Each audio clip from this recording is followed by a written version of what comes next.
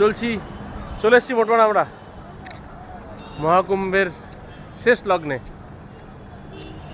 দারুণ একটা অনুভূতি। এটা ভাবছিলাম হবে কি হবে না এই জীবনে, জানি ব্যাপারটা প্রতি বছর না, 6 বছর অন্তর বা 12 বছর অন্তর অন্তর হয়, কিন্তু 144 বছর পরে যেটা মহাকুম্ভ সেটা অ্যাটলিস্ট পূরণ করতে পারলাম। আজকে সন্ধ্যায় আমরা আসছি, আগামীকাল আমরা 26 তারিখ মহাশিবরাত্রির দিনে আমরা সেই মহাস্নানটা সারবো। আমরা 3 জন আছি। যাই হোক, একটা বহু আশা নিয়ে ছিলাম যে আসতে পারবো কি পারবো না, আসবো কি আসবো না, হবে কি হবে না, অ্যাটলিস্ট সেটা সার্থক হলো আপাতত। আগামীকাল দেখা হবে আবার কুম্ভ স্নানে।